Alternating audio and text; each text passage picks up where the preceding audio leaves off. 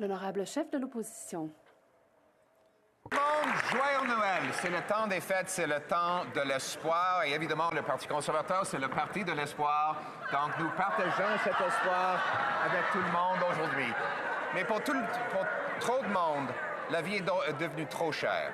Il y a des mères monoparentales, les aînés qui ne peuvent pas acheter de nourriture et le premier ministre menace une nouvelle augmentation dans la taxe sur l'essence qui va augmenter le coût de nourriture. Est-ce que le premier ministre, avant Noël, peut annoncer qu'il va annuler ces taxes cachées sur les épiceries pour que les Canadiens puissent avoir de l'espoir à manger bien? L'honorable leader du gouvernement à la Chambre. Monsieur le Président, le Parti conservateur, il n'y a personne qui appelle ça le Parti de l'espoir.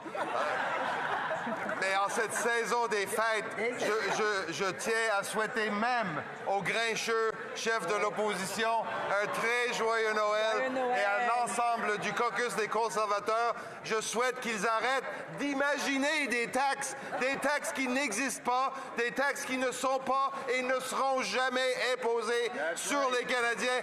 Plutôt, on va offrir des appuis à l'ensemble des Canadiens. Joyeux Noël, Monsieur le Président.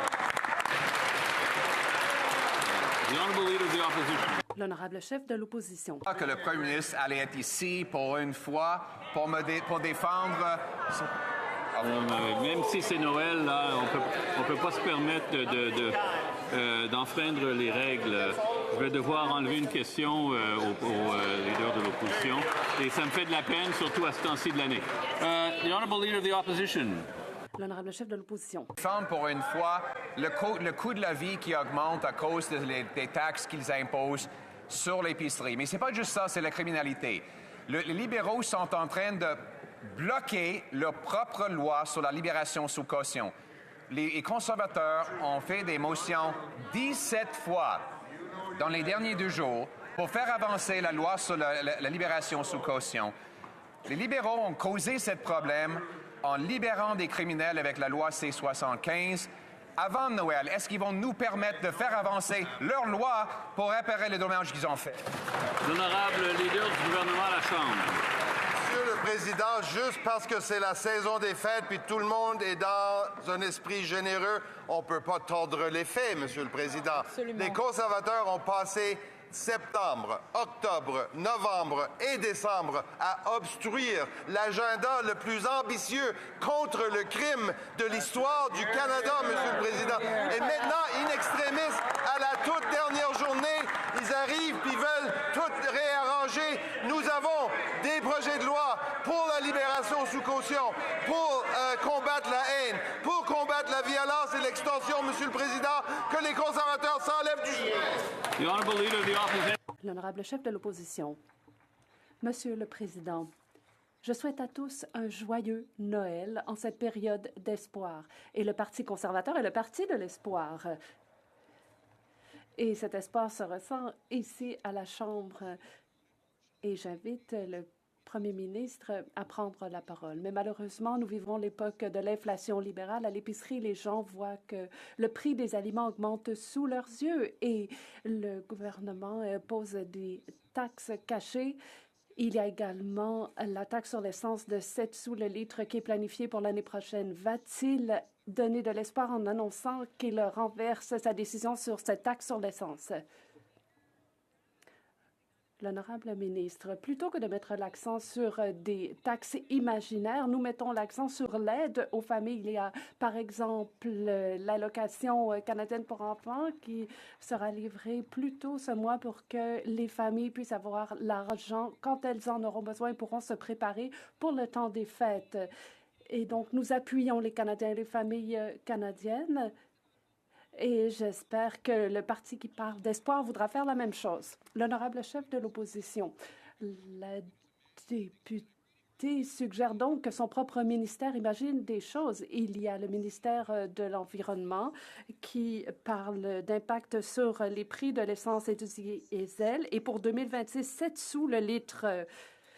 Et comme autre augmentation des taxes sur le carburant. Donc, on dit qu'il y aura un renversement pour sortir taxe, mais ici, cette taxe dont on parle va accroître le coût de la production et de la livraison d'aliments aux épiceries. Alors, est-ce qu'il pourra se débarrasser de cette nouvelle taxe sur l'énergie et les aliments en temps pour Noël?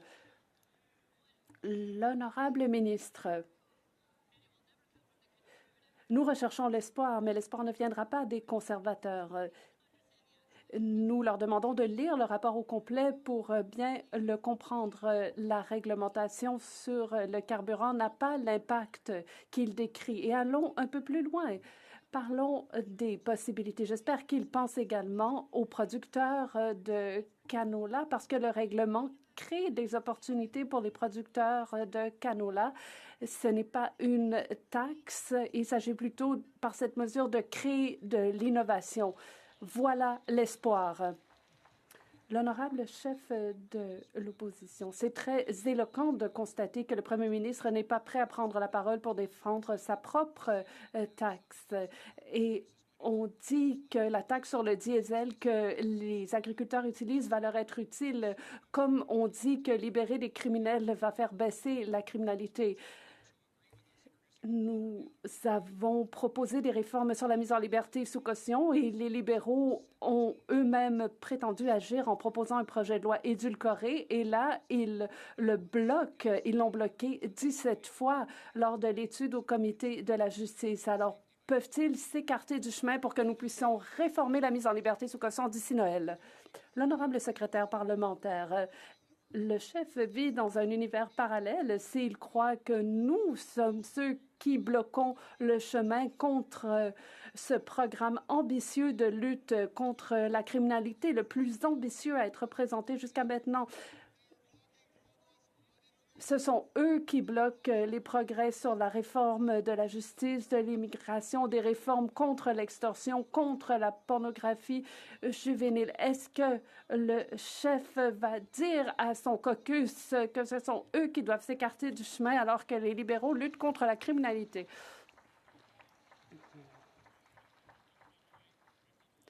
Je vous ai retiré une question car l'honorable député a enfreint une règle.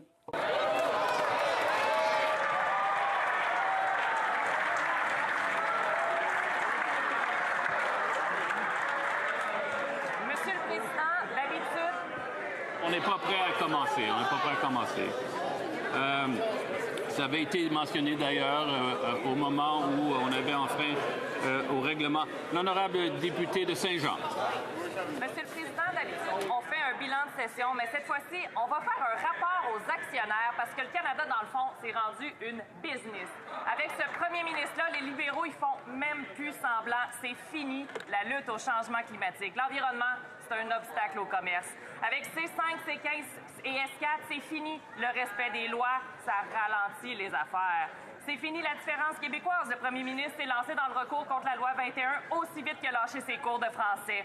Est-ce que les libéraux réalisent que les Québécois n'ont pas voté pour leur Canada Inc? L'honorable ministre de l'Environnement et du Changement climatique. Monsieur le Président, les Canadiens ont voté pour bâtir un Canada, pas seulement fort, mais se s'assurer qu'on va bien bâtir. C'est exactement ce que nous faisons. On a dit on a engagé à renforcer le prix industriel sur la carbone. On a engagé à renforcer les règlements de méthane. On a renforcé à continuer à avoir de l'électricité propre. Surtout au Québec, on va voir que ça va continuer. On va engager en plus. On fait le travail, on lutte contre le changement climatique et on bâtit un Canada fort. Bravo! L'honorable député de Saint-Jean. Monsieur le Président, les libéraux, ils n'ont pas un premier ministre, ils ont un PDG. Pas d'écoute pour les priorités sociales comme les soins de santé ou les aînés. Pas d'écoute pour les ministres qui démissionnent pour être entendus. Pas d'écoute pour les électeurs avec son budget conservateur. Pas d'écoute pour les Québécois qui ont voté pour lui par peur de Donald Trump alors que ses relations avec Washington, pour le citer, who cares? C'est un PDG. À la différence près qu'un PDG avec un déficit comme ça, on le congédierait. Voilà. Est-ce que les libéraux vont lui rappeler qu'on est dans un Parlement démocratique? L'honorable ministre de la Transformation du gouvernement.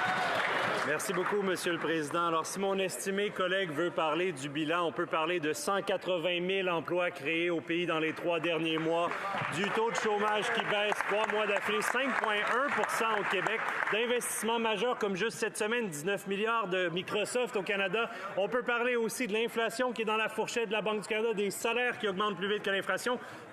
Mais si on veut parler du bilan du Bloc, c'est quoi, Monsieur le Président? Pas une demande en culture, pas une demande en environnement dans les préparations du budget. Et ils ont même voté contre le Programme national d'alimentation pour les jeunes les plus vulnérables, contre des investissements en culture, Monsieur le Président, contre des investissements pour un filet social au Québec. L'honorable député de Repentigny.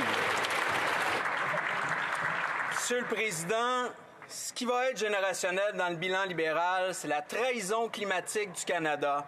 Leur abandon de toute leur politique verte pour une entente pétrolière avec l'Alberta, selon l'ancien ministre de l'Environnement, c'est une vente à rabais. Leur virage pétrolier va saboter toutes les chances d'atteindre les cibles de réduction de gaz à effet de serre. Ils sacrifient tous les efforts des Québécois plus âgés qui ont posé des gestes pour le climat. Ils disent aux plus jeunes, arrangez-vous avec les problèmes. Quand les libéraux parlent de générationnel, est-ce que c'est ça l'héritage qu'ils veulent laisser? L'honorable secrétaire d'État à la Nature. Monsieur le Président, je ne crois pas qu'on peut parler d'une trahison. La stratégie change, mais les objectifs restent les mêmes. Nous allons être un pays qui va être capable d'atteindre ses objectifs, mais il faut faire face à la réalité qui est différente. Nous modifions nos stratégies, mais nous gardons la vision, et c'est ça, bâtir le Canada, monsieur. Member for Calgary. L'honorable député de Calgary-Est. Le premier ministre a dit que les Canadiens devaient le juger à l'aune des prix des aliments. Il devrait donc éliminer les taxes cachées comme les taxes sur l'emballage notamment. Et donc, la famille moyenne devra payer 1 000 $ de plus pour ses aliments l'année prochaine. Et le prix de l'épicerie a doublé pour passer à 340 $ par semaine. Est-ce que les hauts cadres de Brookfield devront se rendre dans des banques alimentaires pour que le premier ministre agisse sur les prix des aliments? Réponse de l'honorable secrétaire d'État. Il s'agit encore une fois de taxes imaginées. De ce côté-ci, nous ne jouons pas à des jeux de procédure. Nous gouvernons. Nous avons fait adopter un budget historique et en fait, les résultats parlent d'eux-mêmes. Notre économie est en croissance. Malgré la guerre commerciale, nous avons créé de nombreux emplois. Et il faut donc mettre l'accent sur l'abordabilité pour les Canadiens et nous allons agir pour l'économie. L'honorable député d'Abbotsford South Langley. Il y a eu une rupture de promesses sur le logement et même le chef garde du budget a dit qu'il n'arriverait à bâtir que 5 000 maisons, logements par année. Et il y a notre plan d'éliminer la TPS sur l'achat des maisons. Alors pourquoi ne pas respecter leurs promesses? Parce que les prix continuent d'augmenter malgré ce qu'ils n'ont de cesse de répéter. L'honorable ministre, merci beaucoup, Monsieur le Président. J'ai de bonnes nouvelles à communiquer à la Chambre. Lundi, le premier ministre et le maire Sutcliffe ont annoncé un nouveau partenariat avec la ville d'Ottawa, donc 3 000 logements abordables. Il s'agit d'investissements conjoints qui permettront d'accélérer la construction de 2 000 logements abordables sur des terres fédérales et Maison Canada va financer des milliers de logements abordables et donc c'est fantastique. Nous réussissons à faire construire des logements rapidement. L'honorable député de Calgary-Nose Hill.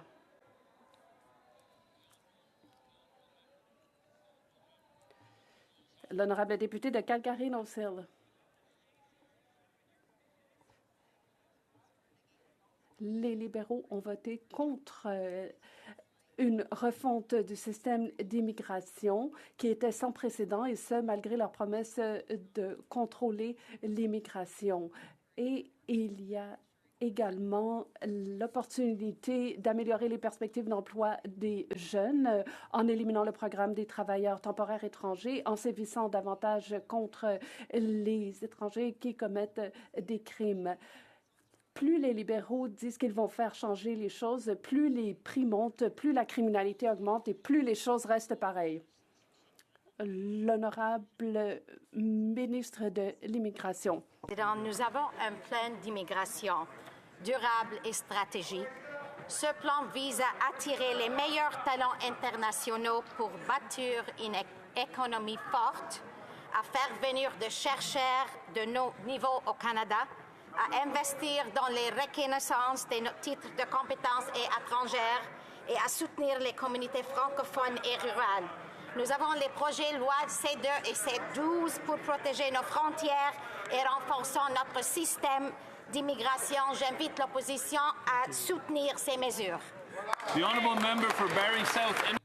L'honorable député de Barrie-Sud, Innisfil.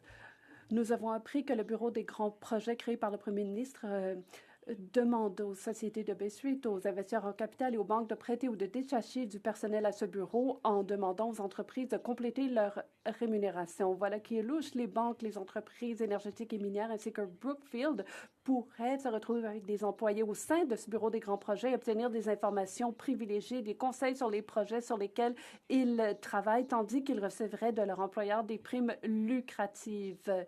Et donc, le premier ministre paierait pour que des initiés travaillent au sein du bureau des grands projets. Est-ce là bien éthique? L'honorable ministre, de ce côté de la Chambre, nous remercions le député d'en face pour ses théories de conspiration. Seuls les conservateurs pourraient être choqués du fait que des gens qui ont beaucoup d'expérience dans le secteur privé, qui sont compétents, vont contribuer à la réalisation de grands projets. Nous sommes fiers des gens qui se proposent pour servir le Canada et je ne vois pas pourquoi les conservateurs estiment que c'est un problème.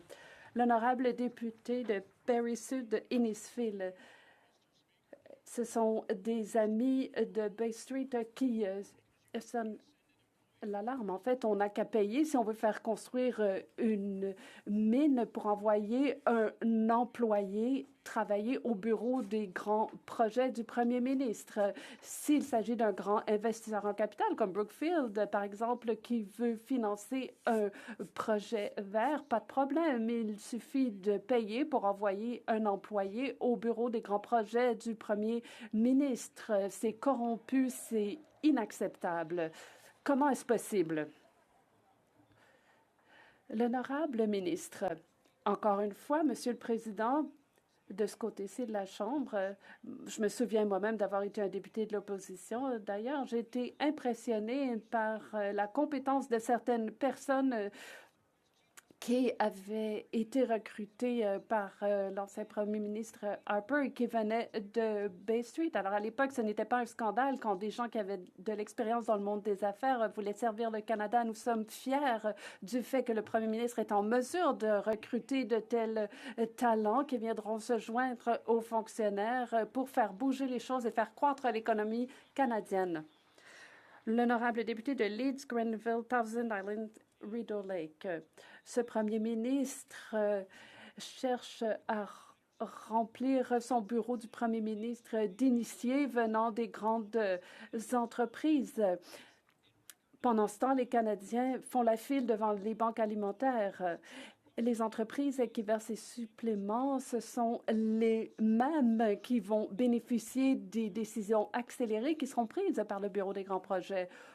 Pourquoi le seul pipeline qui est construit est un pipeline qui fait passer de l'argent de Bay Street au bureau des grands projets du premier ministre? Le leader en chambre du gouvernement. Monsieur le Président, il y a de nombreuses années, ce député a eu le surnom de foreur de la vallée de la mort. Donc, c'est la personne qui creuse dans le désert pour trouver de l'eau et qui n'en trouve jamais. Donc, encore une fois, ici, les efforts sont en vain. Bien sûr, il y a des gens bourrés de talent qui vont se joindre au gouvernement. Nous allons contribuer à la croissance de l'économie, malgré ce que d'autres en disent. L'honorable député de Leeds-Grenville, Thousand Islands, Rideau Lake. Nous avons vu l'ampleur de la corruption chez ces libéraux et nous l'avons vu avec ces ministres, y compris ceux qui sont assis au premier rang aujourd'hui, qui ont enfreint les lois sur l'éthique au Canada. Et le premier ministre gagne la palme en matière de lobbying caché, parce que là, il invite des gens de Bay Street à payer pour avoir accès à lui pour que le gouvernement puisse accélérer leurs projets. Et les Canadiens font la file devant les banques alimentaires, alors que les gens de Bay Street font la file devant le bureau du premier ministre. Qu'en est-il? L'honorable ministre,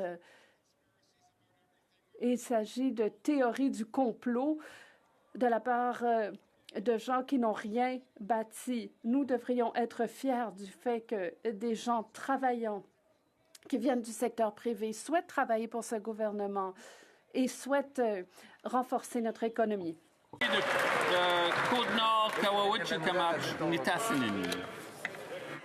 Monsieur le Président, pour les Québécois, l'approche du temps des fêtes, c'est une période de générosité envers les moins nantis. Pour les J'ai pas compris, là. Qu'est-ce que... Il n'y a pas d'interprétation? OK, ben, on va recommencer. L'honorable député. Monsieur le Président, pour les Québécois, l'approche du temps des fêtes, c'est une période de générosité envers les moins nantis. Pour les libéraux, c'est pas mal moins clair, parce qu'ils coupent 25 millions au Québec pour l'aide aux personnes en situation d'itinérance. Jeudi dernier, le ministre a confirmé qu'il met fin au programme de réponse au campement et aux crises dès le 31 mars. Comment, en plein hiver, peut-on annoncer des coupes en lutte à l'itinérance alors que la crise n'a jamais été aussi grave? Oui! Le ministre de la Santé.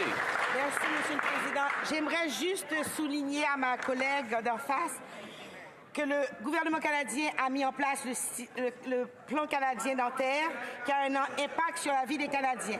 Près de 6 millions de Canadiens sont déjà couverts par ce programme, dont les plus démunis. Beaucoup de personnes sont capables de voir des dentistes et des hygiénistes pour la première fois de leur vie. J'invite donc ma collègue d'en face ainsi que tous mes collègues à rejoindre tous les habitants de leur circonscription pour leur demander de s'inscrire au régime dentaire. Merci. L'honorable député de Shefford. D'après moi, c'est trompé de feuille, Monsieur le Président. 25 millions par année, c'est absolument rien dans un déficit de 80 milliards. Ça n'a aucun sens de couper en lutte à l'itinérance. Ouais. C'est des dizaines de milliers de dollars en moins pour chacun de nos organismes communautaires au moment même où ils s'inquiètent que la crise touche des personnes de plus en plus vulnérables, notamment les femmes qui représentent maintenant environ 30 des personnes en situation d'itinérance, le double de ce qu'on connaissait avant. Franchement, est-ce que c'est le temps de couper les vivres au Québec et à nos organismes? Non! L'honorable ministre de la Transformation du gouvernement. Merci beaucoup, Monsieur le Président. Je tiens à remercier ma collègue. C'est une question importante. La situation de l'itinérance au pays et au Québec est particulièrement importante. C'est pourquoi on a une stratégie contre l'itinérance depuis quelques années maintenant avec des investissements significatifs. Mais je l'invite à réviser le budget 2025 contre lequel, je le rappelle, le voté, qui prévoit 1 milliard de dollars pour le logement de transition en soutien aux personnes en situation d'itinérance et pour empêcher aussi que tombent en situation d'itinérance des citoyens qui pourraient être à risque. Je l'invite à réviser sa position sur le budget 2025 et à nous appuyer dans nos efforts pour lutter contre cet enjeu très sérieux. Merci beaucoup, Monsieur le Président. L'honorable député de Charlesbourg-Haute-Saint-Charles. Monsieur le Président, ici dans cette Chambre, tous les députés sont assujettis au code régissant les conflits d'intérêts des députés. Eh bien, il est indiqué dans la loi sur les conflits d'intérêts, je cite, qu'il est interdit aux titulaires de charges publiques de solliciter personnellement des fonds si ça le place dans une situation de conflit d'intérêts. Or, l'unité permanente anticorruption mène actuellement une enquête dans l'affaire des fling-flang libéraux à Ottawa. Une enquête criminelle, Monsieur le Président. Il y a 2 semaines, le député fédéral libéral de Laval-les-Îles avait promis à TVA de faire une déclaration pour expliquer ses possibles liens dans cette affaire. Est-ce que le député de Laval-les-Îles a le courage de se lever pour expliquer aux Québécois quelle était sa possible implication dans l'affaire des fling-flang? Malheureusement, là, j'ai été un peu distrait pendant la question. J'ai vraiment pas entendu la question. Mais en tout cas...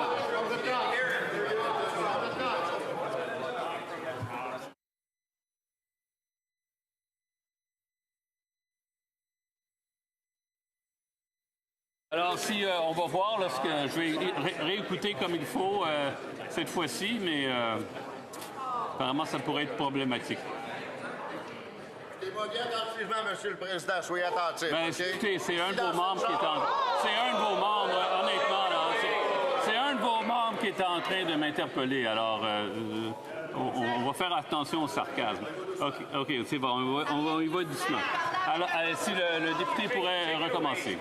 Monsieur le Président, écoutez bien cette question. Ici, dans cette Chambre, tous les députés sont assujettis au Code régissant les conflits d'intérêts des députés. Eh bien, il est indiqué dans la loi sur les conflits d'intérêts, et je cite, qu'il est interdit aux titulaires de charges publiques de solliciter personnellement des fonds si ça le place dans une situation de conflit d'intérêts. Or, l'unité permanente anticorruption mène actuellement une enquête dans l'affaire des fling-flang libéraux à Ottawa, une enquête criminelle. Il y a 2 semaines... Non, mais... That's not government business. How do you know if he hasn't finished the question here? On n'a pas parlé de membres du gouvernement ou de la députation gouvernementale. En tout cas, ça m'apparaît là pas vraiment pertinent à l'administration de l'appareil fédéral, mais je vais laisser le choix de répondre si on veut. Mais... Alors, on va passer à la prochaine question. L'honorable député de Charlebourg-Haute-Saint-Charles. Je ramène une question, c'est qu'actuellement, l'UPAC, l'unité permanente anticorruption, fait une enquête sur les fling-flang libérales à Ottawa.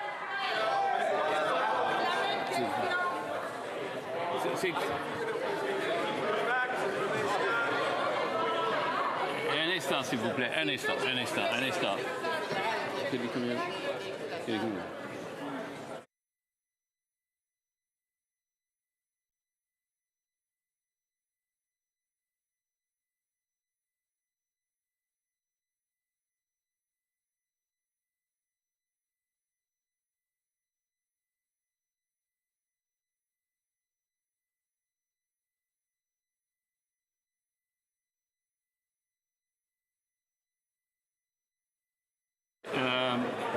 Ça ne touche pas l'administration de l'appareil gouvernemental. Moi, je ne suis pas au courant de ce que l'UPAC est en train d'investiguer.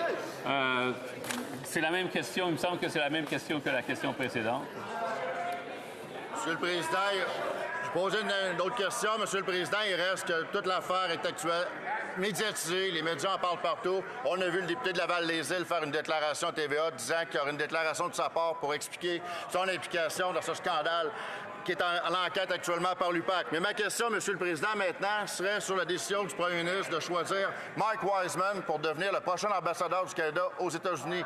Sachant très bien que Mark Wiseman s'est déjà déclaré, était l'initiateur de l'initiative du siècle, qui va avoir 100 millions de personnes au Canada en 2100, et qui a dit pertinemment qu'il se foutait de ce que les Québécois en disaient. Et de plus, M. Wiseman est contre la gestion de l'offre. Est-ce que le premier ministre peut changer d'idée et ne pas prendre Mark Wiseman comme ambassadeur?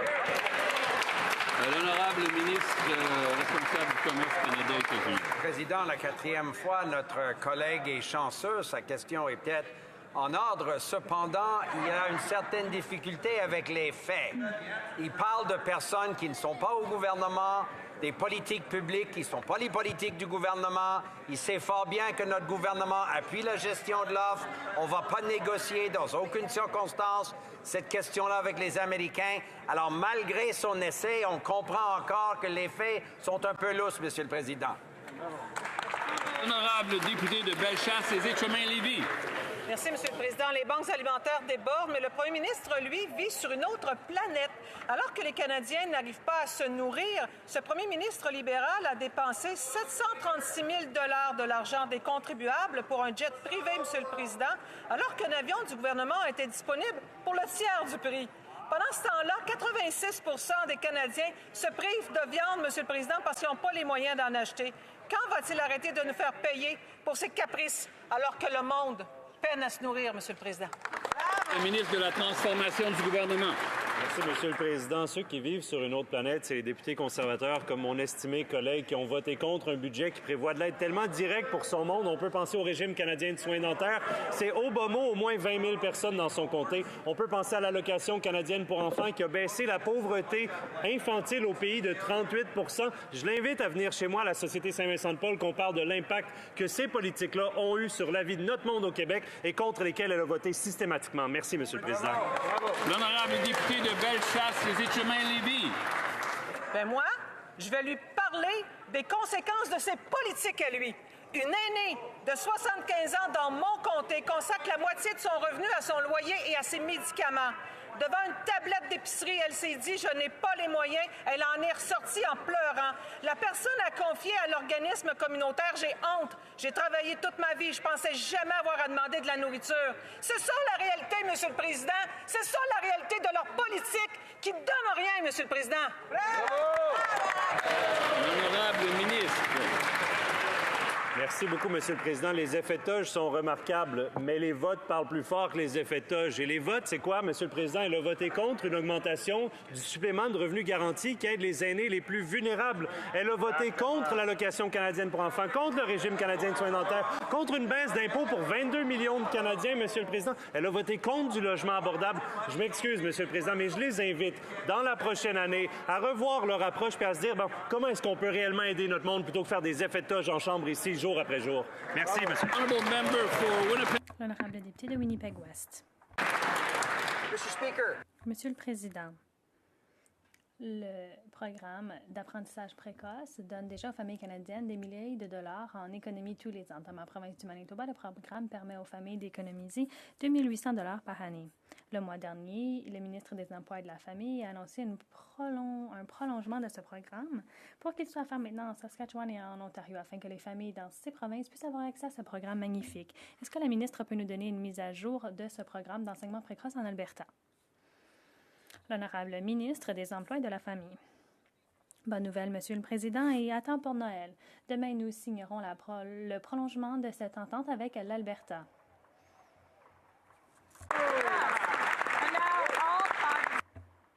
Toutes les provinces et les territoires se sont entendus pour poursuivre ce programme important. Les coûts de garde d'enfants d'Alberta seront maintenant à 15 $ par jour et les familles pourront épargner quelques 7 600 $ par année. C'est de l'argent que les familles pourront allouer à leurs parents d'hypothèque, qu'elles pourront utiliser pour s'acheter de l'épicerie, pourront financer l'éducation de leurs enfants, même payer pour des cours de hockey. Joyeux Noël, Alberta. L'honorable député de Brantford-Brant South, 6 Nations. Monsieur le Président, les conservateurs ont demandé aux libéraux 17 fois au Comité de la justice de commencer à travailler sur le projet de loi de la mise en liberté sous caution. 17 motions pour obtenir cette mise en liberté sous caution et 17 fois, on a rejeté cette motion. Ils ont voté contre notre projet de loi de la prison et non de la libération et de la loi des 3 prises. Quand est-ce que le gouvernement libéral va cesser de rejeter toutes les mesures et finalement aller de l'avant? L'honorable ministre de la Justice. Monsieur le Président, je tiens à rappeler à l'honorable député que de ce qu'il appelle, lui, la libération libérale est appuyée par l'Association policière de l'Ontario et du Canada, les chefs de police de ma circonscription et les chefs de police de la sienne. Lorsque le chef de police de sa ville a comparu en comité, il a exhorté tous les députés, y compris les députés conservateurs, d'accélérer le processus. Il révise l'histoire ici. Allez voir les enregistrements. Vous verrez que ses collègues et lui ont fait de l'obstruction pendant tout l'automne. Ils ont parlé de chiens et de chiots, de chatons, pas de sécurité. Nous sommes là pour défendre les communautés canadiennes et les habitants qui y vivent. J'aimerais que les conservateurs nous permettent finalement d'accroître la sécurité publique ici au pays. L'honorable député de Brantford-Brant Sud, 6 Nations. Le ministre devrait peut-être se présenter au comité de la justice pour voir ce qu'ils font ses collègues. Nous y sommes, prêts à réparer le système de mise en liberté sous caution défaciant. À 17 fois, nous avons tenté de faire du C-14 une priorité. Les libéraux nous donnent toujours la même réponse. Non. Il est clair que le gouvernement refuse d'avancer pour assurer la sécurité des Canadiens. Encore aujourd'hui, il continue d'empêcher l'adoption de mesures plus strictes en matière de liberté sous caution. Ils doivent cesser cette obstruction afin que nous puissions éliminer la loi proposée par les libéraux une bonne fois pour toutes. L'honorable ministre de la Justice.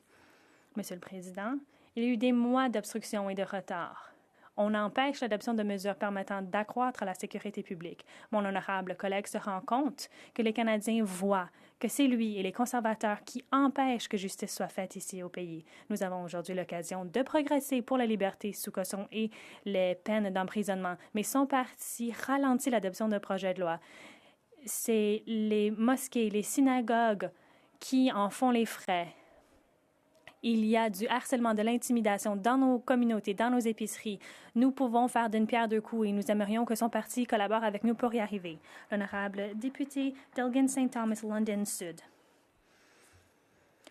Au quotidien, jour après jour, les libéraux prétendent avoir les solutions aux problèmes qu'ils ont eux-mêmes créés. Au cours des dernières 48 heures, les libéraux ont rejeté 17 tentatives des conservateurs de faire avancer des projets de loi de réforme de liberté sous caution.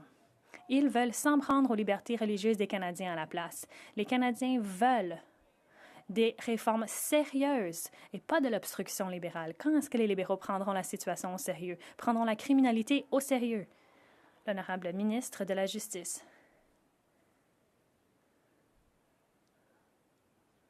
L'honorable secrétaire d'État de la lutte contre la criminalité. Le député d'Elgin St. Thomas, London Sud, est le principal coupable de l'obstruction au comité de la justice.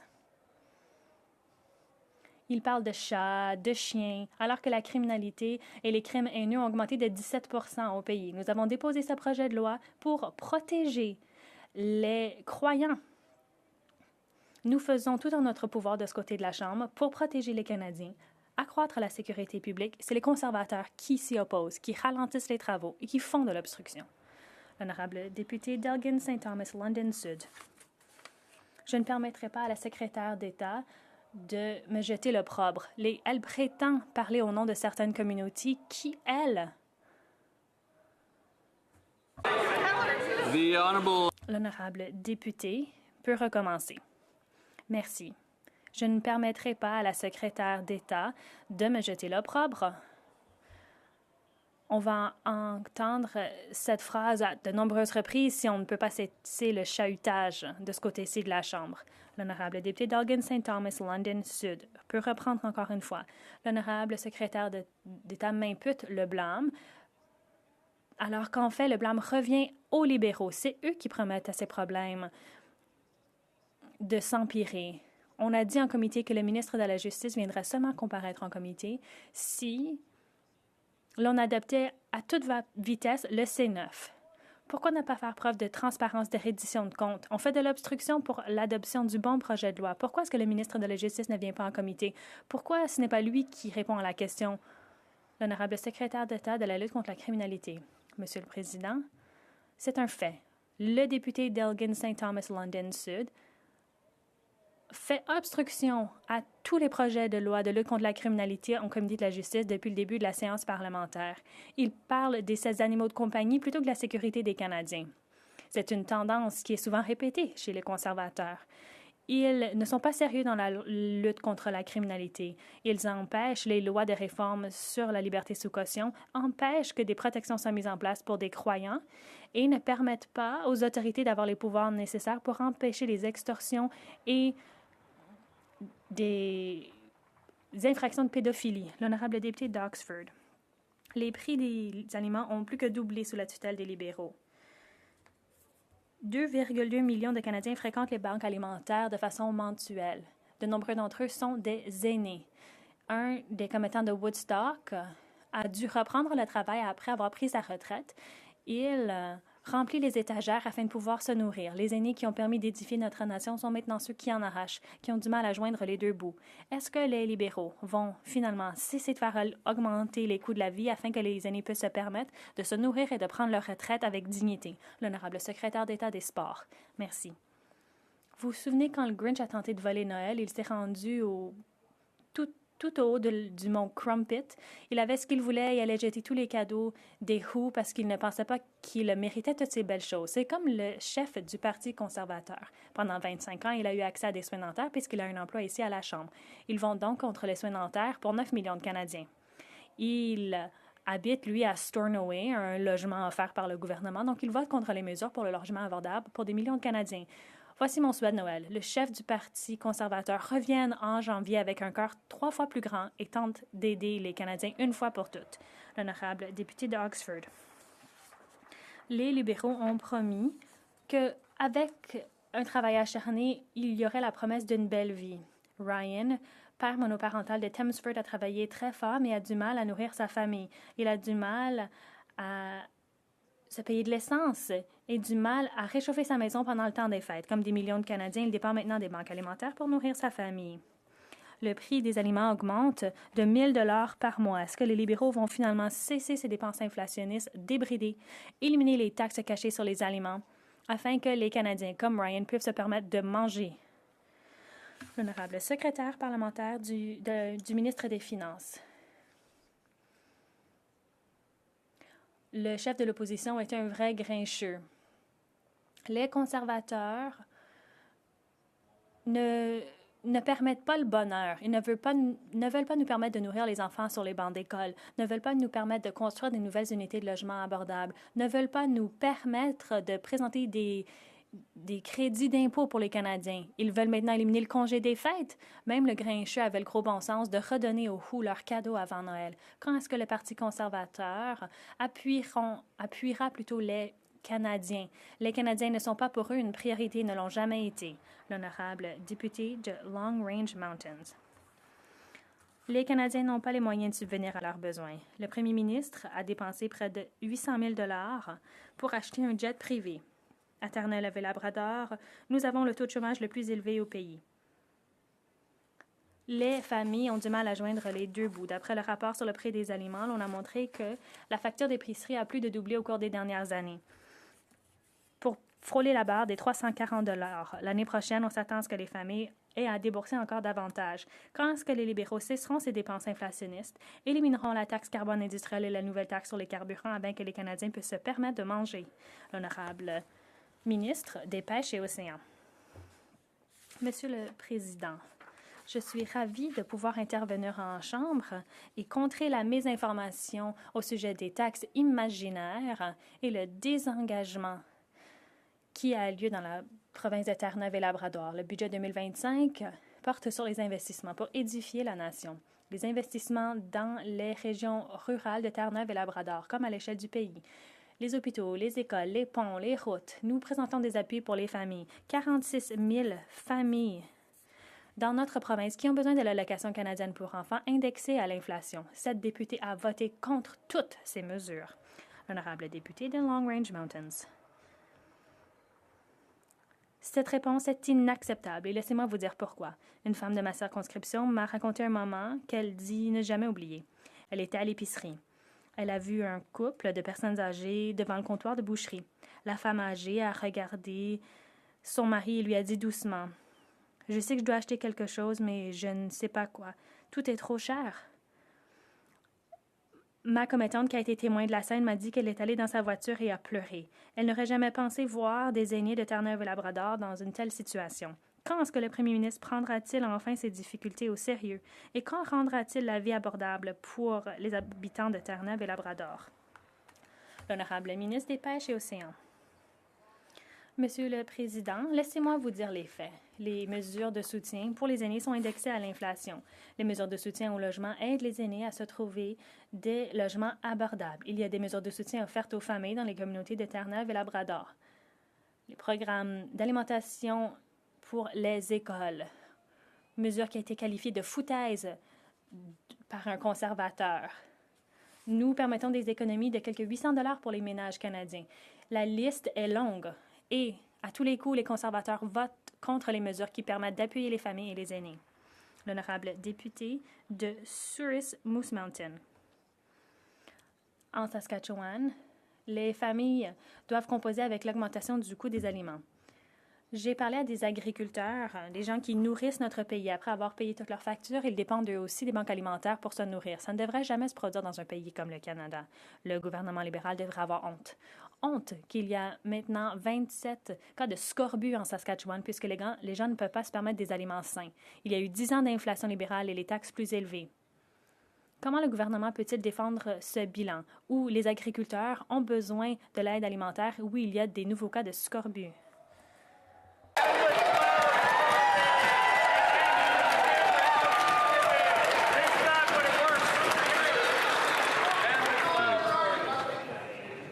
Okay, let's see if we can listen to the.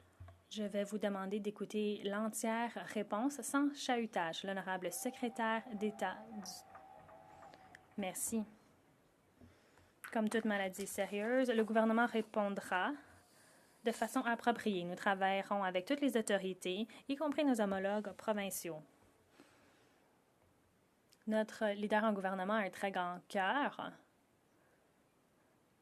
Il nous a demandé de faire preuve de bonté en répondant aux questions. Alors, je tiens donc à vous faire un souper de Noël, que vous puissiez avoir davantage de tolérance d'ici la nouvelle année et que vous puissiez faire des priorités canadiennes des priorités plus importantes que les vôtres. L'honorable secrétaire d'État sait qu'il doit faire passer ses commentaires par la présidence. L'honorable député de Pierrefonds-Dollard. Monsieur le Président, dans le Grand Nord et dans l'Arctique, les familles doivent faire face à certains des coûts de la vie les plus élevés. Il y a en quelques mois, notre gouvernement a annoncé de nombreuses mesures d'abordabilité pour les Canadiens, y compris les Canadiens du Nord. Est-ce que le ministre des Affaires du Nord et des Affaires arctiques peut nous dire comment notre gouvernement travaille, y compris par l'entremise du C4, pour offrir un soulagement financier aux communautés nordiques? L'honorable ministre des Affaires du Nord et de l'Arctique. Monsieur le Président, pour la première fois depuis des générations, nous faisons des investissements historiques dans le logement et l'infrastructure dans le Nord.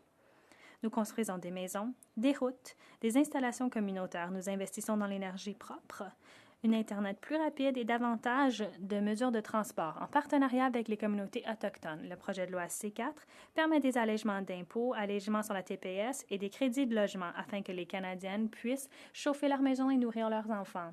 Il s'agit de changements générationnels pour le Nord. L'honorable député de Dufferin-Caledon. Hier, en comité, le ministre des Finances, de façon condescendante, a dit qu'il était avocat. Il serait ravi d'expliquer le contrat Stellantis.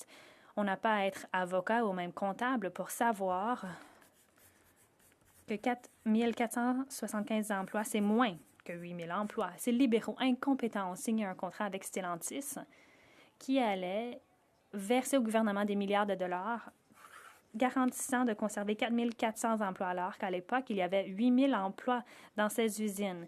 Stellantis a pu mettre à pied 3 000 emplois et ces emplois ont fui au sud de la frontière. Comment expliquer ce niveau d'incompétence? L'honorable secrétaire parlementaire du ministre de l'Industrie, de la ministre de l'Industrie. Nous avons signé cette entente au nom du gouvernement pour tous les travailleurs, tous les employés, tous les membres de cette communauté-là. Stellantis a rompu l'entente. À notre avis, ils sont en défaut de contrat. Nous récupérons l'argent et les emplois. L'honorable député de Dufferin-Caledon. Lorsque Stellantis en comparu au comité, ils nous ont dit qu'ils n'avaient pas enfreint le contrat. Ils dépendent probablement de la section du contrat qui disait que l'entreprise devait garantir 4 475 emplois. À l'époque, l'entreprise comptait 8 000 emplois. 4 475, c'est environ 3 500 de moins que 8 000. C'est des calculs difficiles à comprendre pour les libéraux.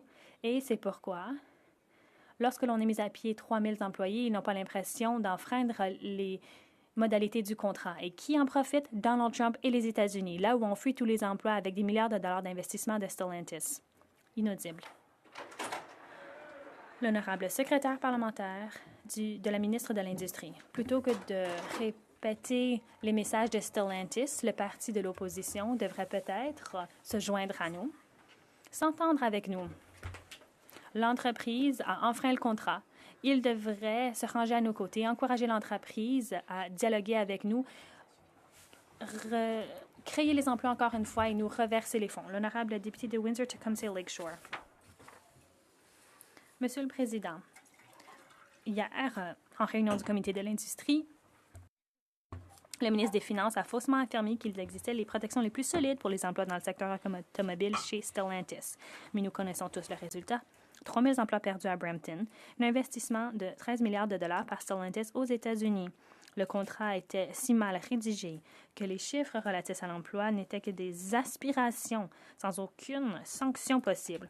Comment les libéraux peuvent-ils prétendre soutenir les travailleurs de l'automobile alors que le contrat Stellantis ne prévoyait aucune garantie d'emploi? L'honorable ministre du Commerce international. Notre nouveau gouvernement fait un investissement de 2 milliards de dollars fédéral pour le projet énergétique à Darlington, en Ontario, qui permettra de créer 18 000 nouveaux emplois. Notre secteur énergétique est un chef de file à l'échelle mondiale et nous continuerons de l'être. L'honorable député de Mississauga-Est, Cooksville. Les conservateurs font obstacle au progrès. Notre gouvernement ne ménage aucun effort pour répondre aux attentes des Canadiens. Nous avons présenté 2 projets de loi sur la diversification commerciale lors de cette session parlementaire. La diversification commerciale profite à l'ensemble du pays. C'est pourquoi nous agissons rapidement pour faire avancer notre accord commercial avec l'Indonésie, un marché de 275 millions de personnes. Le ministre du Commerce international peut-il nous expliquer comment l'accord commercial entre le Canada et l'Indonésie créera des réelles entreprises pour les entreprises et les travailleurs canadiens? L'honorable député du Commerce international. L'honorable ministre, plutôt. Je tiens à remercier mon collègue pour l'excellent travail qu'il fait en comité et au nom de ses commettants. L'Indonésie est la 8e plus grande économie du monde, compte quelques 280 millions de consommateurs potentiels. L'entente que nous avons proposée ce matin permettra de retombées importantes pour différents secteurs de l'économie canadienne. Nous ouvrons les portes aux travailleurs canadiens, aux entreprises canadiennes et aux produits canadiens afin qu'elles puissent être acheminées vers des nouveaux marchés internationaux. L'honorable député de Riding Mountain. Le 2 octobre, sous-ministre adjointe chargée des substances contrôlées à la ministre de la Santé a déclaré qu'aucun financement fédéral n'a été utilisé pour acheter des pipes à crack. Cette semaine, cette même fonctionnaire a été prise en flagrant délit devant le comité lorsqu'elle a révélé que Santé Canada était en fait en train d'acheter des pipes à crack avec l'argent des contribuables. Si un Canadien ment sur un formulaire gouvernemental, il s'expose à de réelles conséquences. La ministre de la Santé peut-elle donc nous dire quelles conséquences les fonctionnaires devront subir parce qu'ils ont menti au Parlement au sujet du financement des pipes à crack? L'honorable ministre de la Santé. Monsieur le Président, mon collègue de l'opposition sait très bien que nous ne finançons aucun crack pipe. Et il le sait très bien puisqu'il n'arrête pas en comité d'en parler sans arrêt. Merci, Monsieur le Président.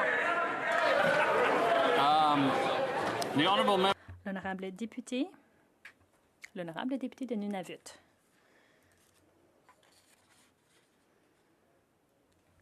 L'affaire relative au titre autochtone de la nation Tsuut'ina est une décision importante qui confirme les droits des Premières Nations. Cette décision ne vise pas à retirer des terres à des propriétaires privés. Le gouvernement fédéral doit concentrer ses efforts sur la réconciliation. Le ministre convoquera-t-il des négociations avec toutes les parties concernées afin d'assurer une transition ordonnée vers le respect des droits ancestraux spirituels et culturels de la nation Tsuut'ina? L'honorable ministre des Affaires couronnes relations autochtones. Nous continuerons de travailler en collaboration avec toutes les parties concernées afin de faire respecter les principes de la réconciliation, de la transparence et de la responsabilité légale. Nous sommes prêts à dialoguer avec toutes les parties prenantes, y compris la Colombie-Britannique, la ville de Richmond, la bande autochtone Musqueam, la Première Nation Tusqueam. Merci. L'honorable député de Winnipeg Centre. Monsieur le Président, les libéraux promettent des profits faramineux à des ressources d'extraction des ressources en faisant avancer à toute vitesse des projets dans les communautés autochtones. La violence contre les femmes et filles autochtones augmente près de ces lieux de travail. Il y a la traite de personnes, des abus sexuels et l'exploitation d'enfants, une réalité qui a été confirmée dans l'enquête nationale sur les femmes et les filles assassinées et disparues. Toutefois, le budget de cette année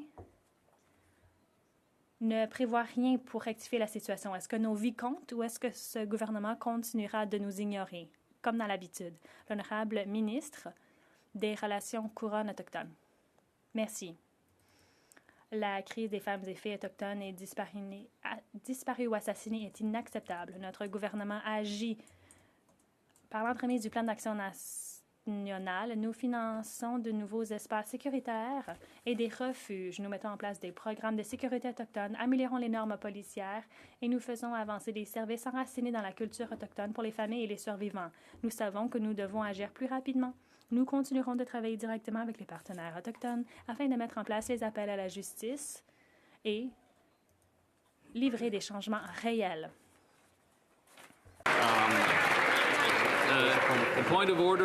Rappel au règlement.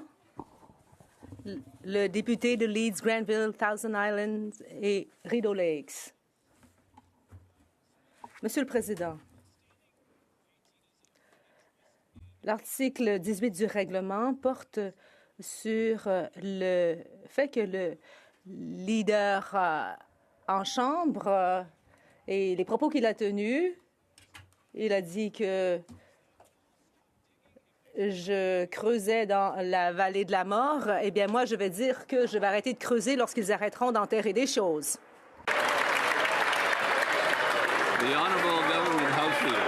Le leader en Chambre.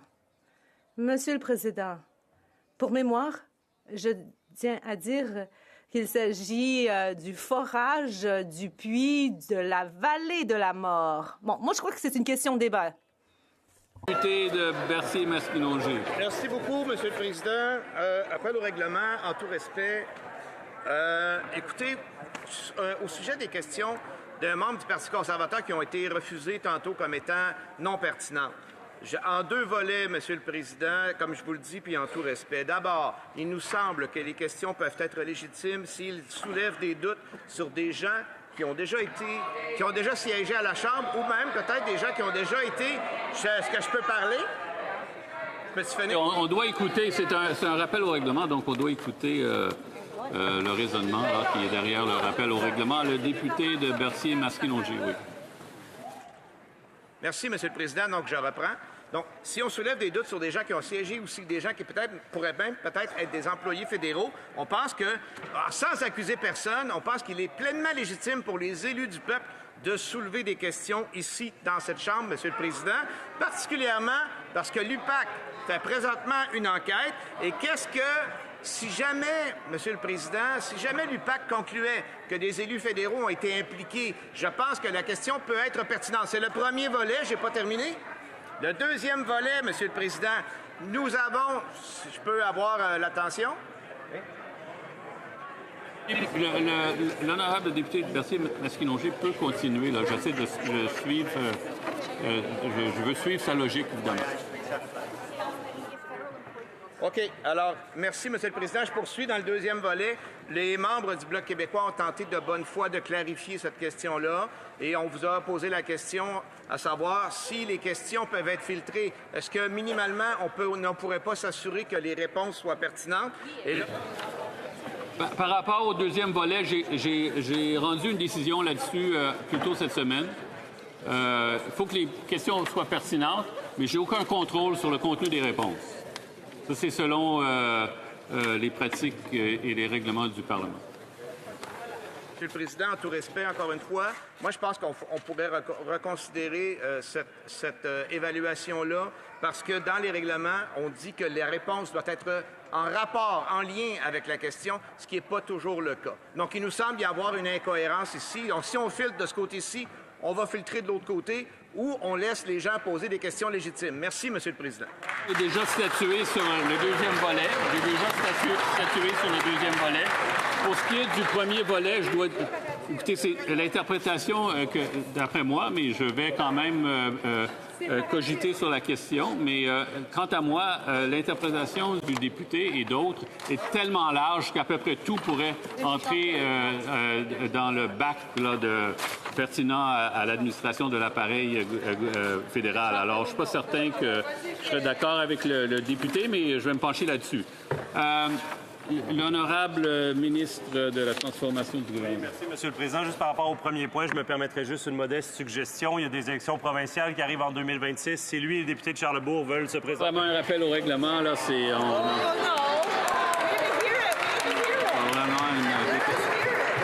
J'ai pu juger assez rapidement que c'était pas un rappel au règlement. Est-ce qu'il y a d'autres rappels au règlement avant qu'on poursuive? Non? OK. Comme il est 15h18, la Chambre procédera maintenant au vote par appel nominal différé des motions à l'étape du rapport du projet de loi C-12. Convoquer les députés.